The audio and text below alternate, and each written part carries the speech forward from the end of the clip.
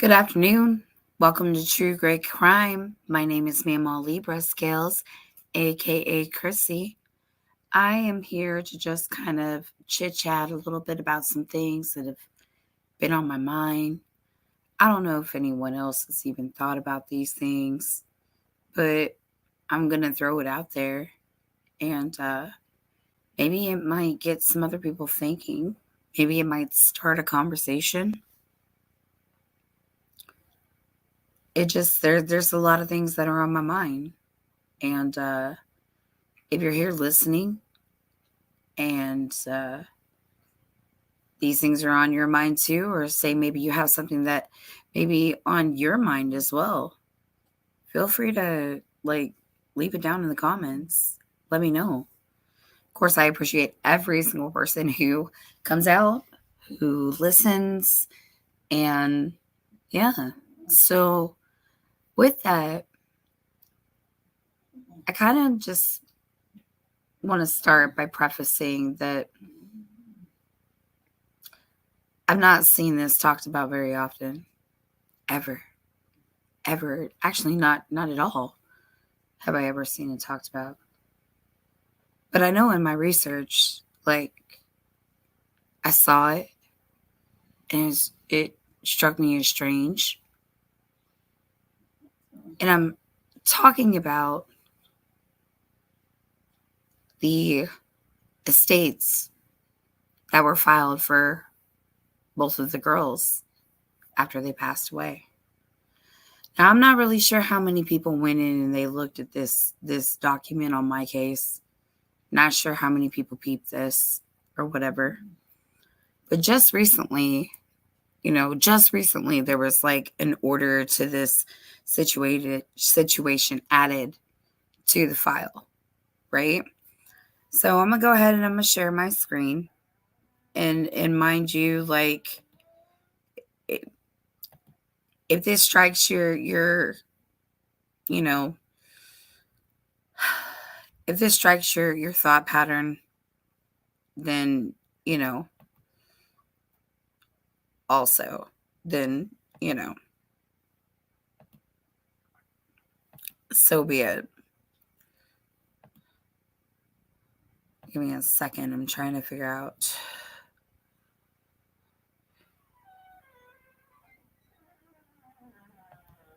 Oh. Okay. So I need to know. Let me see. I'm going to have to check with y'all if you can see this. Give me a minute.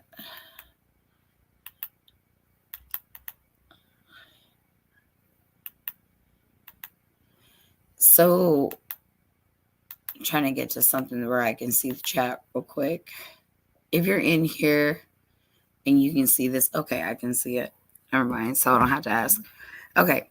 So initially, it got me thinking about this because I lost a loved one. And in the state of Indiana, when you lose a loved one and you do not have a will set up for people, you have to go the extra mile to go about and retain an estate attorney.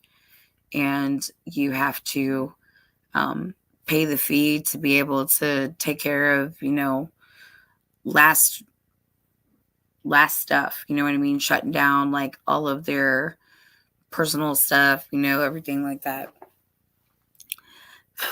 And I wondered if maybe there had been like an insurance policy or something like that to help the family with the costs of what it takes to bury your loved one, because I mean it's not a very cost affordable way to have to do it, quite frankly. So at any rate, I started to look up the estates of the girls, and at first, before they added this like order or whatever,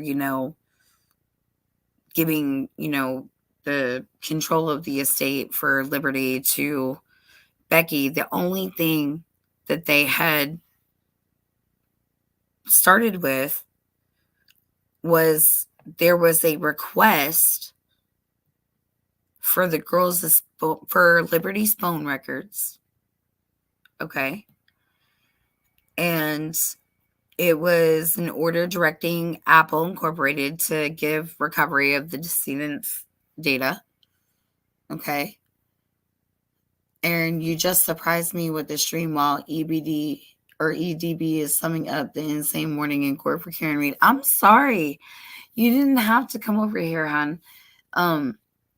I know you love coming over here or whatever. And I was watching the Karen Reed stuff too, but man, there's just so much on my brain that I have to like get off. You know what I mean? Like it's insane because these are things that I want to kind of like point out so people will see, people will understand. But yeah. So initially, before there was that order, and this particular issue was taken before Judge Diener. Okay. So off top, it wasn't LE. Like I guess LE I would have requested for like information from the phone records and, Google and stuff of that nature, right? You would think, but here it is, Becky's going before the court and she's requesting for these records from Apple. They're asking for, the iCloud information, which I guess is normal, right? But at first I didn't see anything about her, records or whatever. Hey, Kayla. Hey, Benny Beagle. It's nice to see you, ladies. And I think I might have some interesting information. I don't know if I can necessarily like cover like all of the answers, but I got some for you guys that I think that you're going to absolutely be jaw dropped and floored. Okay. So of course, this is before this order is, signed. I don't know why it should be opening. Hold on. Because I want it. All right, I'm going to stop this so I can present it because I've got the pages pulled up so that I can show you guys what I'm talking about. Okay, so is it?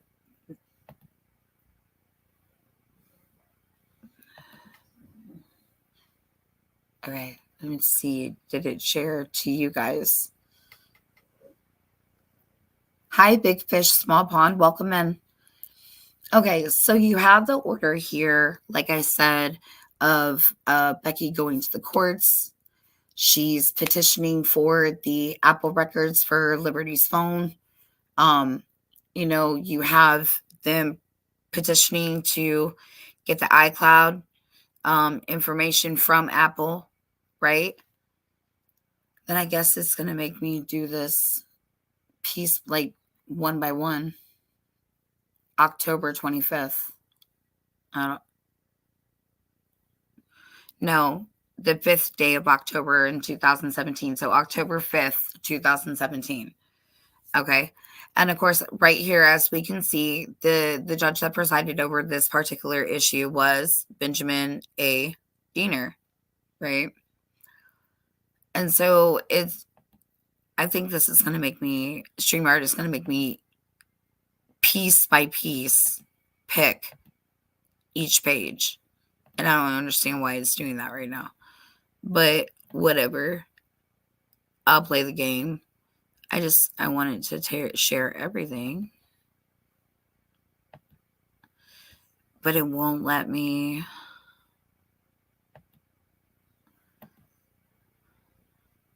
Okay. I don't know why. But anyway, page 2 coming up. Obviously, it's going to show you that Benjamin A. Diener is the judge, obviously, over this. Right before, we can see that's the October 5th, 2017. This is the records for the Apple. Okay. So then we're going to go over and of course later on down the road, you see the whole like ordeal for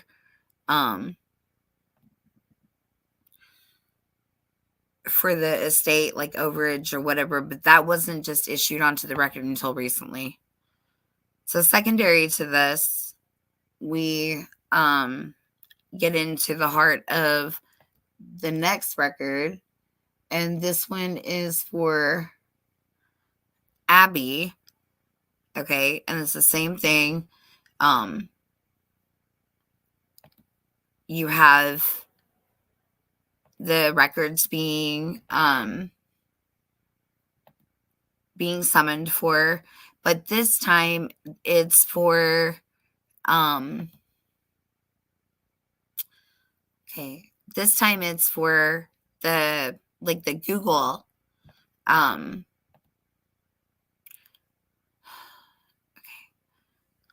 hold on. I think this one's it.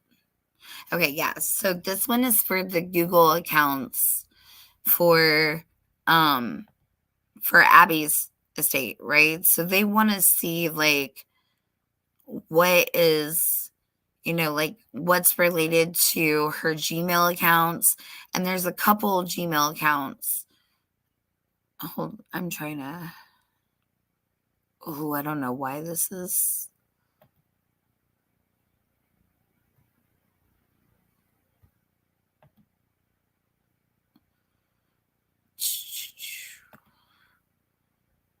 Okay, so order to recover.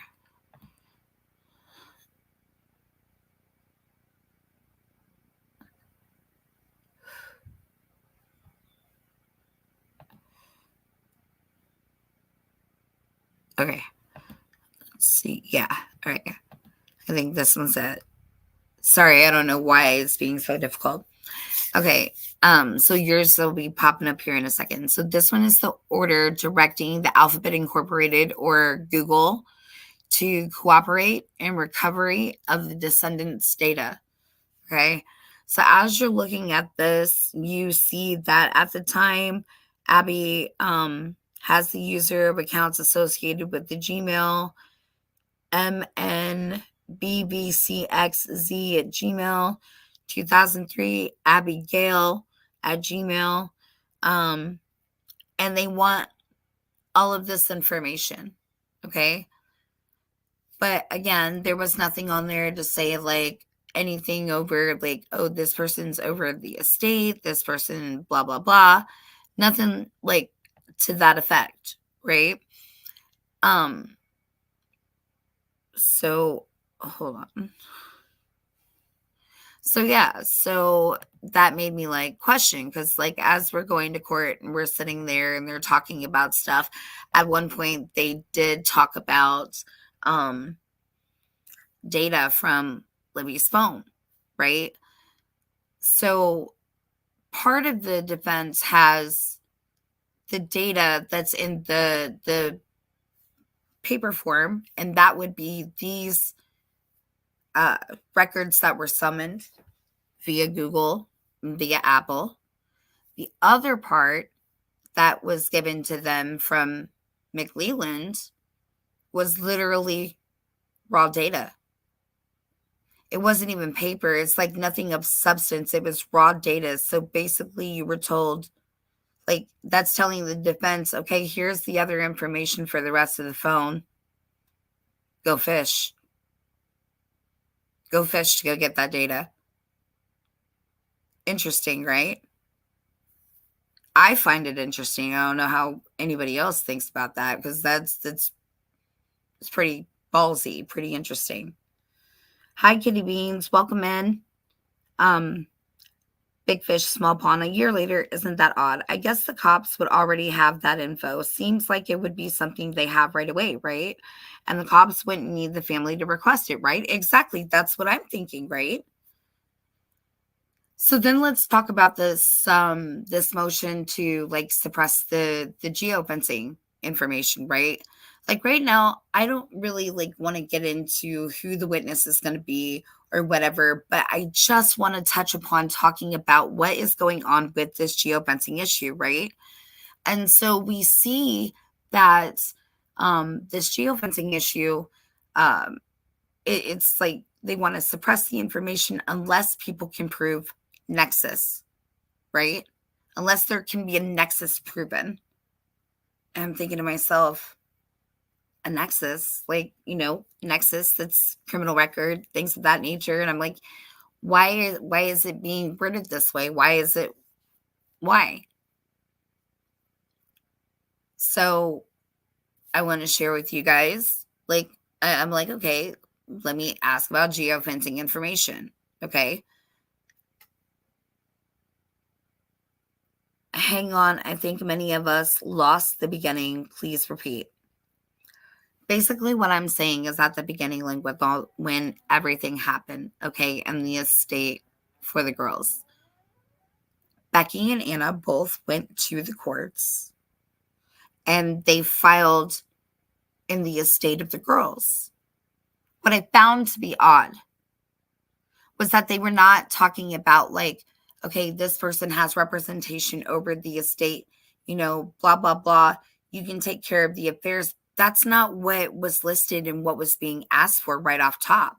These documents that have shown that they are the representatives of the estate, those just recently got filed, y'all. Those have not been there for a very, very, very long time. The only thing that was on that record that was being asked for was subpoenas for information for Liberty's accounts with Apple. And then you had the information being requested from Google in regards to Abigail's accounts. Okay. Everything linked to her Gmail account, all of that, right? So they weren't like that initial representation that you would see after somebody passes away and you take over their estate. You weren't seeing that right away. Those documents weren't there. The only thing that was there was a request of those records, like for phone, right? I hope you're following me here, right? That's partial. So then you look at the situation as they're going through court and they're talking about, Liberty's phones and what records are there that they have thus far. Okay. What you have thus far is you have these documents that came back from the return of the subpoena from Apple and Google, but they don't have the full context of everything that was on Liberty's phone. Because the other part of the data that was given to the defense was raw data. So essentially, you have to have somebody take that data and you have to have that data ran through Cellbrite. Okay. So they told him pretty much go fish on this. And then you think about this geofencing thing and, the proof of nexus. And I'm not like an expert by any means, like a hardcore expert. I did know that the estates were only settled recently. That was my point, Erin. But my main point is the only thing initially that was being sought for in that estate was cellular device records. Okay. And like Gmail, like Google uses. You understand what I'm saying? That's what I found to be odd. Okay. Sorry, but I find that to be odd. Law enforcement is going to go after those records. You would expect law enforcement to go after those records. The family went in and had to request those records. And what I'm saying to you is that also, like, as far as the evidence goes at this point, okay, at this point, the defense has been given these return records from Apple and Google. And then the other part of the phone data is raw data that has to be ran through Cellbrite. Somebody has to go in. They have to extract that raw data.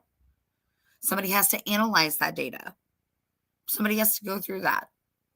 Okay. So I'm not an expert like on geofencing or anything like that, And so just getting on hand online, I asked, what is geofencing and how does it help, in helping to solve criminal cases? Okay.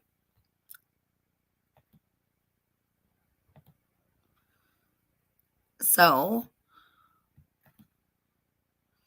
um, I asked myself, what is a geofence warrant?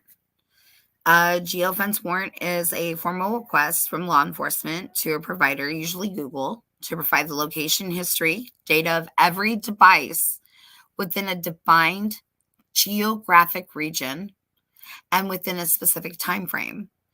Those two factors, the location and the time, are the most important elements of a geofence warrant. The purpose of the warrant is to eventually narrow down a single user from the list of devices returned by the provider with the goal of identifying the device owner as the perpetrator of a crime. So the prosecution never even bothered to look into the phone data. Yes, that's correct. Or if they did, they're holding on to what they have and they're making the defense go fish for the data for themselves. Okay. So then, the most obvious way devices are tracked is through the Global Positioning System, or GPS, which is usually accurate within a dozen feet or so in optimal conditions. Device locations may also be tracked using cell phone tower triangulation as well as Wi-Fi and Bluetooth connections. Location history information can often reveal a device location much more precisely than a cell site location data. Providers like Google collect this data every 2 minutes or so, so it's not always 100% complete. However, it is generally accurate enough to show that a device and its owner was in a specific area at a specific time.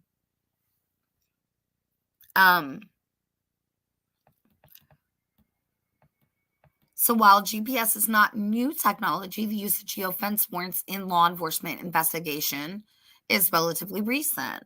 Whereas GPS triangulation targets a specific person already known to the police, geofence warrants are different in that they can cast a fairly wide net. Okay? A fairly wide net. So, according to a 2022 Slate article, Google receives its first geofence warrant in 2016. Law enforcement's use of these warrants has grown exponentially since then. Warrants to Google for users' locations information grew 1,500% from 2017 to 2018 and 500% from 2018 to 2019. In 2019, Google received about 9,000 geofence requests, and that number has grown in the ensuing years. So, the geofence warrant process. So, picture this. Police receive a report of a shooting at a convenience store. According to an eyewitness and CCTV, two suspects enter the store, demand cash from the register, and after an altercation, shot at the store clerk. The incident lasted 5 minutes, and the suspects left the store around 3:15 p.m., ran to a vehicle, and drove northbound for 2 blocks before eyewitnesses lost sight of them. Based on these facts, police may determine that cell phone location data could be helpful in identifying the suspects, requesting device information from Google, and it's a 3-step process. Step 1, the investigator sends a warrant to Google requesting information on the device with estimated locations that were within the area, a 2 to 3 block perimeter around the convenience store in the time frame, 3 to 3:30 p.m., defined in the warrant. Google uses location history data to identify devices matching the warrant criteria. And at this point, device owners are still completely anonymous to law enforcement. Instead of user information, the devices are tagged with a code that hides their personal identifying information from the investigators. So, step 2, if the investigators can narrow down the results after analyzing the de-identified list of devices and their locations, they may request additional information about specific devices and their location before and after the time frame in the warrant, as well as outside of the geographic fence from the original location. So, for example, if step 1 provides 2 devices that were exiting the convenience store at the same time and driving in the direction that corresponds with the eyewitnesses, then in step 2, investigators may request that Google provide additional information about those devices, specifically additional location history data. So now we are on the outside of the original time frame, 3 to 3:30, and the original location, which was 2 to 3 blocks from the convenience store of the original geofencing warrant. Hi, Fluffy Bunny. So, step 3, using the information from the first 2 steps, investigators further narrow down any devices that closely match the pattern of evidence for possible suspects and request account information, including names and email addresses from the providers. Slate points out that Google prefers this as third sets of users being narrowed down from the second set, but it's possible at least that sometimes that doesn't happen. Note that a judge-approved warrant is currently only required before step 1 in the process. The rest of the steps happen without any additional oversight from the courts. The process appears rather to be managed by Google employees and the law enforcement investigators. Google appears to be using this process to respect user privacy and limit the data released to law enforcement. Nonetheless, some people see this as problematic. So, Nick wants this stuff suppressed. Why, right? Why? You know why, guys? Think about this.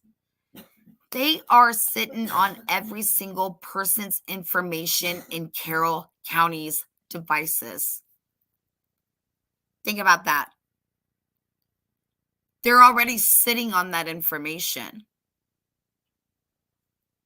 It's a matter of digging through and separating who's got something to do with what,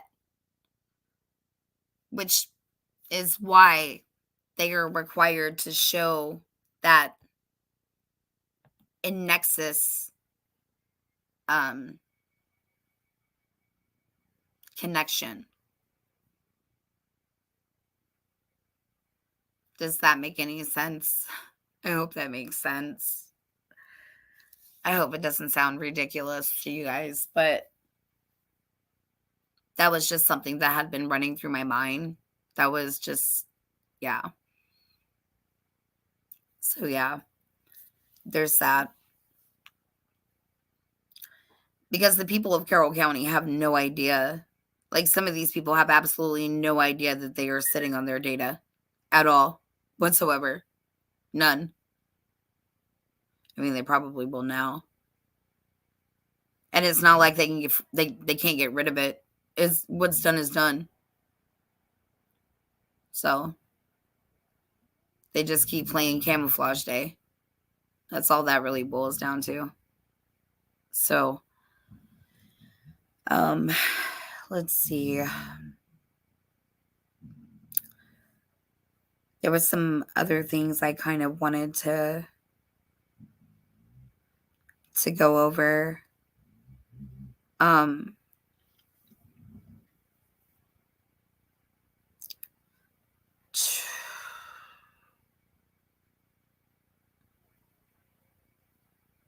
Man, there's just so, like, this is so crazy.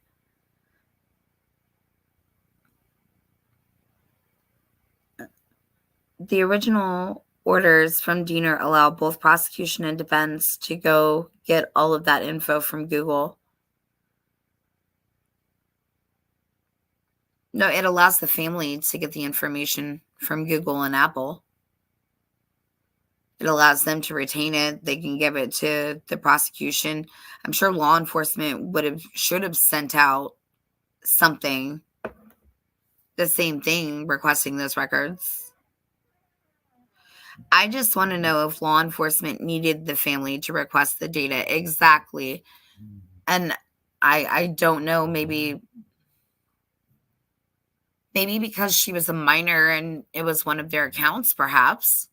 That could be why they needed them to do it. I don't know. But that would seem like that would be the most logical thing, right?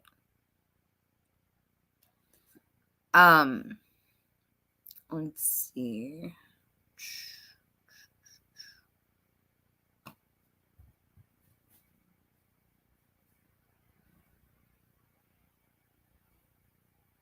So yeah, like if they're pinging all of these like devices,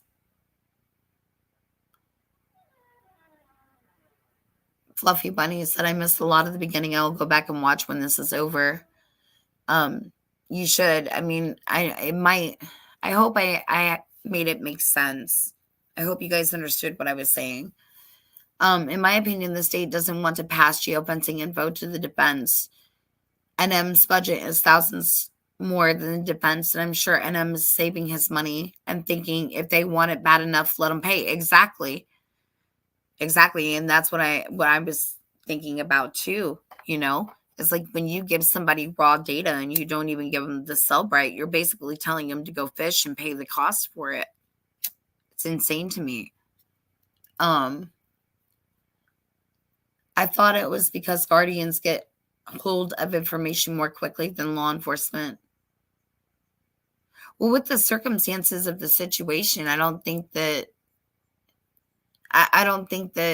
the family would have more precedence in getting that information over what law enforcement would have, because they are direct victims of a homicide. You know what I mean?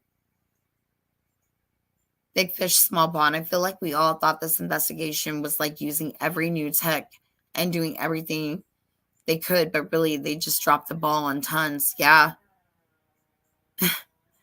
Right? And people felt more secure because there were 3-letter agencies involved. And they felt great about that. But the problem is that 3-letter agency wasn't involved just to be involved. These type of people that are involved in these types of cases, all of the like inadvertently Delphi kind of like backs up and corners to it, and they bump places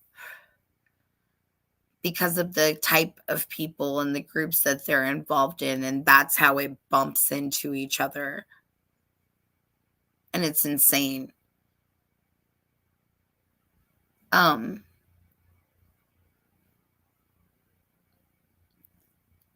Big Fish, was the geofencing data part of what was lost in the 70 days of records snafu? Fluffy says, but do Ellie still need a warrant for Google and the family don't if it was a minor child? They would still need a warrant either way, but the family, I mean, I guess it looks good that the family is cooperating to get that. Big Fish said, I don't think it was lost. Nick just doesn't want it shared. Exactly. That's how I feel about it.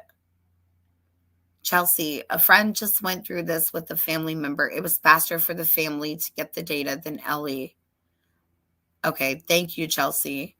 Fluffy Bunny, I don't think it was lost. I think they didn't want to hand it over. It boggles my mind. I don't think they wanted to hand it over. I don't think a lot of things, people want to do a lot of things in this. Yeah, Nick does not want to hand that over. He doesn't. But he also doesn't want people to know that they're sitting on all of their data. They're sitting on that data. And if there is something nasty and corrupt going on in town, he can't. It's out of his hands. It's out of his hands. It's sitting there in the data. I think about these filings where there was pieces of discovery that were there that were given to begin with in the case.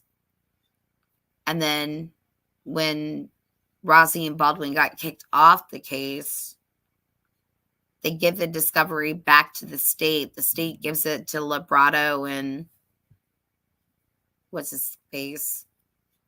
Scremmons. Librato and Scremmons.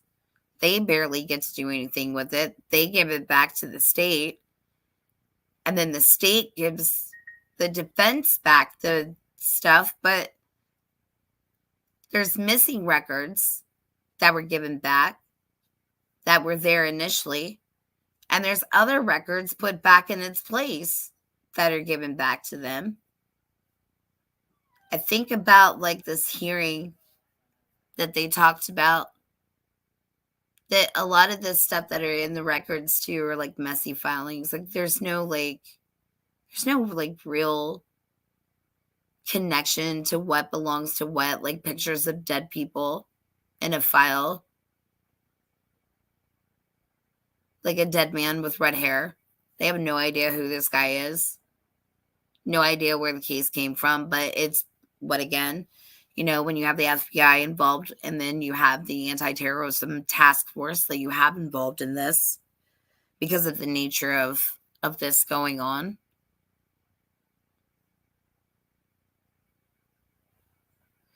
Chelsea said, I'm still concerned about the possibly dead guy, right? Crystal, Blue Persuasion. Nick hopes the defense can't find experts to help explain it. I don't know. I just, you can't just prevent somebody from having a defense just because that's how you want it to be. That's not the way it's supposed to work,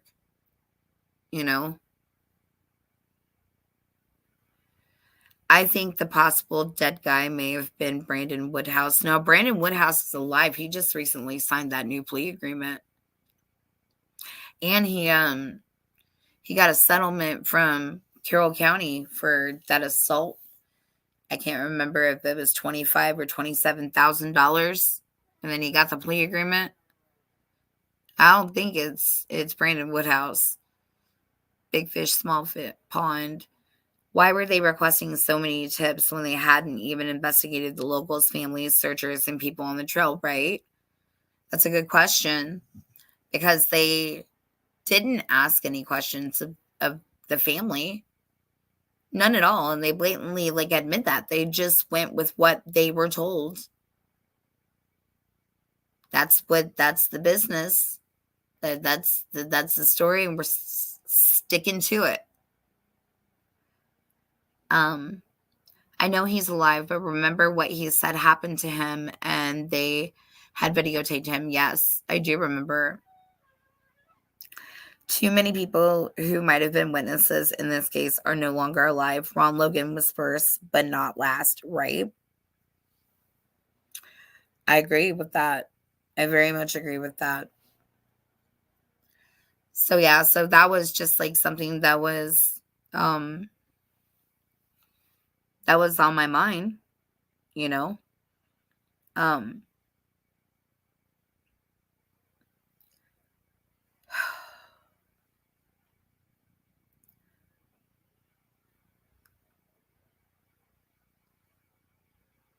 I don't know. I think about this crazy. This is just a crazy amount of stuff to process constantly, process. And even though I know it just still never ceases to blow my mind. Never ceases.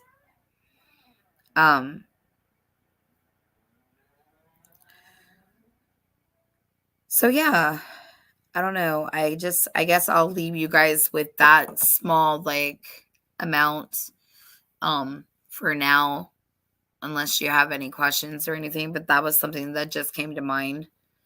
It's why. It's an understandable why, and that could very well be the answer. NM said they know who the 3 phones belong to, but why didn't he send the info to the defense? That's a good question because they're supposed to disclose everything, aren't they? Both sides are required to disclose everything. And maybe he would disclose it to him, but he's going to wait until the very last second to disclose it to him. Because when you disclose something to somebody at the very last second, it makes it near impossible for it to be of use. We learned that in the Lori Vallow trial and many other trials. Many others. There's a deadline for discovery and things of that nature for an absolute reason. And that is one of them. Absolutely one of them.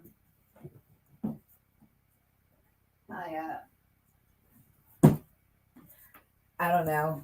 So, at any rate, I mean, if this maybe gets your guys' mind going, gives you something to think about, maybe give you something to talk about, let me know. Nick thinks if he doesn't want it used, then it's not relevant. Exactly. And that's his whole argument. I don't see how this is relevant. I don't see how this is relevant.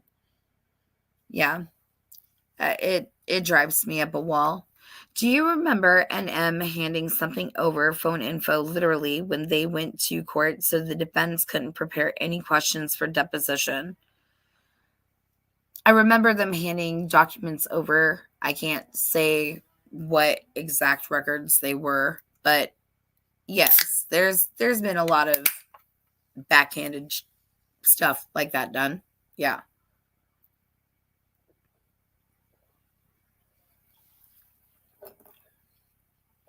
So yeah. At any rate, I just wanted to kind of like bring that in, leave you guys with those thoughts. Man, I wish I knew like an expert that I could get on here who could talk about this type of geofencing and things of that nature. I'd really love for somebody to be able to explain more in depth or maybe ask some questions. This prosecutor is not acting in an ethical, good faith manner. No, he is not. Do we think this will go back to the Supreme Court soon for another round of trying to get gold removed? Perhaps. I mean, if they have enough, like was said last week, like Mr. Osbrook pointed out, this could come to original action 3, which means that it would go back before the Supreme Court. And, that was another thought. Somebody had asked me when I had gotten done with the hearing, like, did I think that maybe Goal had planned this for this to go back to October? And as I was sitting here thinking about it, I was thinking about this last night. And when they had talked about in the filings, like the fast and speedy trial, there was like, it was in the wording of the way that it was spoken about when the hearings, excuse me, were moved initially from October to May. So yeah, I could see it already pre-planned in motion. Yes. Me too. I wish somebody would answer the geofence questions. Fluffy Bunny. Yes. Christy B. Hi. You missed the beginning. Well, you can always catch the replay. And like I said, I hope like I explained it as best like I could. I hope everybody understands what I was trying to get at there. There was some guy found in a reservoir around the Wabash River Search. Yeah, I remember seeing that. Amy, it seems it could be reverse engineered using geofence data. I believe the time frame needs to be moved back a day, even two. There is a possibility the perpetrators did not have their phones on their person. It even not identified, the phone's location data would be able to exclude certain people. Yes, definitely. What's not relevant to Nick McLeland is relevant to the defense. Yes. Um, I feel like the Supreme Court will not like that Gull has gotten not gotten this case back on track. That was the one thing she kept asking during the original action hearing. Yeah, I don't think that the Supreme Court would be very pleased if that has to go back in front of them again, you know. Um because it was pretty much like, okay, we're not here to decide who's right, who's wrong.